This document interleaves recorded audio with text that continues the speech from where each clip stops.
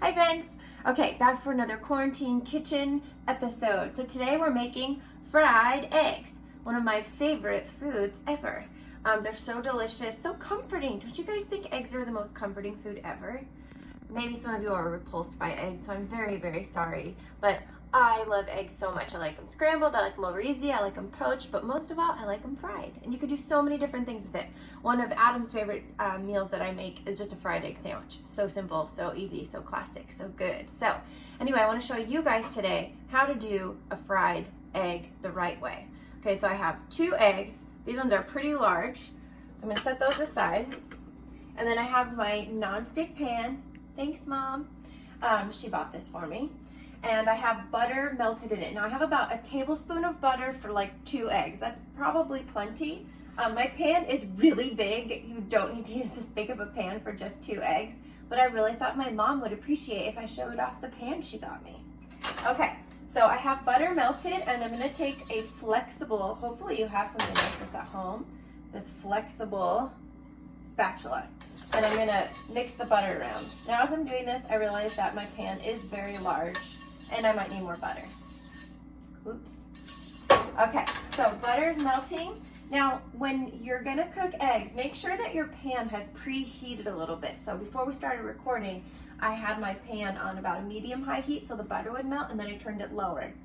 Really because I wasn't sure when I was going to start recording and I didn't want to burn my butter. Now, if your butter gets a little bit brown, it's still amazing. Just leave it. Don't throw out your browned butter. Your eggs will taste delicious in brown butter. Okay, but so here we are. I'm gonna bring it back up to a medium-ish heat. My pan, I can feel it, it's hot and ready to go. Now, just so you know, if you ever put an egg into a cold pan, like anything that you put into a cold pan, not much is gonna happen. So again, make sure that your heat is on, it feels nice and warm, and we're gonna crack our eggs right into the pan.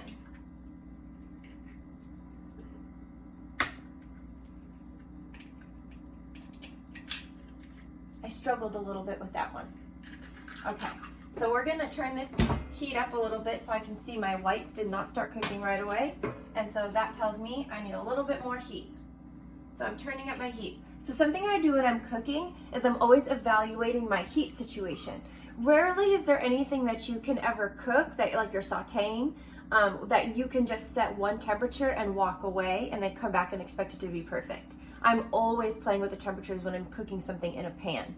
If you're doing slow cooking or braising, something like that, of course, you can set that at one temperature and let it go. But anything in the pan, anything that you're sauteing or anything like that, pan roasting, you want to make sure you stay at the stove and you play with your temperatures as needed. Okay, so we can see this is taking a little bit of time to cook here. But in the meantime, I'm going to show you my egg seasonings that I like to use. So first of all, I love the Everyday Seasoning by Trader Joe's. Apparently you can have it every day. I don't know, it's good on everything. It's good on popcorn too, just a little side note. But I think it has garlic and pepper and different things like that. It tastes delicious on the eggs. Classic, just cracked black pepper. Amazing, I love it. It tastes so good if you're doing a sandwich with like cheddar cheese and you do a ton of cracked black pepper. Oh, it tastes so good.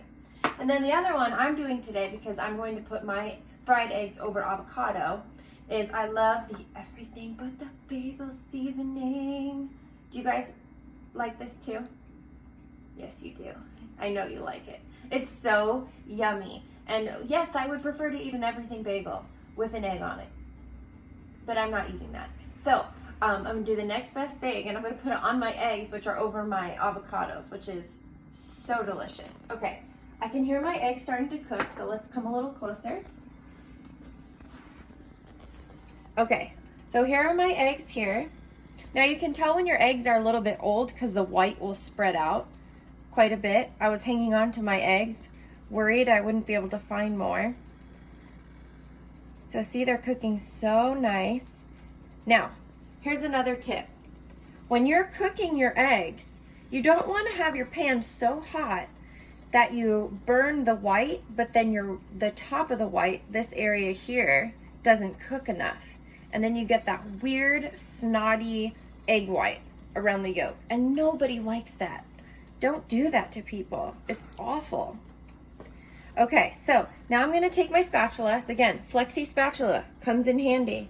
And I'm going to just kind of make sure that my eggs are loose in the pan.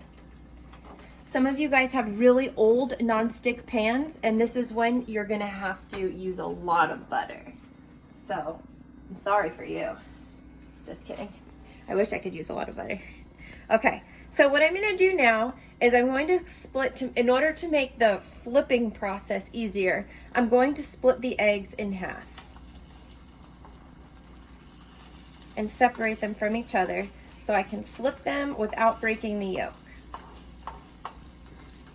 Now if you guys have a smaller pan and you want to just like be awesome with it and just flip it in the pan, go for it. But I was trying to teach you and be educational, so I'm doing it the simple way where we won't mess up. Okay, I'm going to sprinkle some sea salt over my egg. You guys see how nice this is?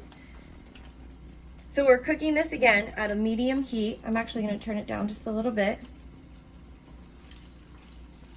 Now I like to move stuff around in the pan too. I don't know about you guys, but I have electric burners. And there we go. So I'm going to very gently put this underneath and flip it over. Very, very gentle. And I like my eggs runny. Like a little bit runny. I don't know how you guys like your eggs. If you like them with a lot of yolk, leave this for about, I don't know, a minute or less so that you're cooking that egg white on the other side, but your yolk still stays really juicy. If you want it cooked a little bit more, leave it a few more minutes. You can always gently tap the yolk and see how firm it's getting and then pull it off based on your likeness. You're gonna see these are nice and soft. They look so beautiful. I like mine pretty runny, so I'm going to take these off in just a minute. But I'm going to season them real quick while they're still in the pan. We already did some salt. I did everything but the bagel. A little salt. A little salt on my avocado. I took too much salt.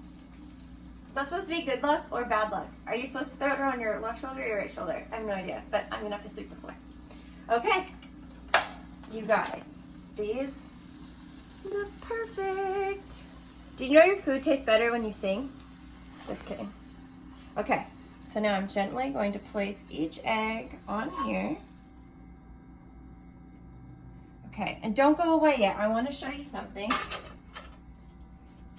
Let's take a look at this yolk and see how good it's cooked.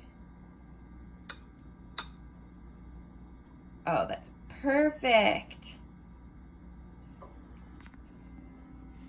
Okay, well, I hope you guys had fun cooking with me. I'll be back again with more recipes for your quarantine kitchen. Love you. Bye.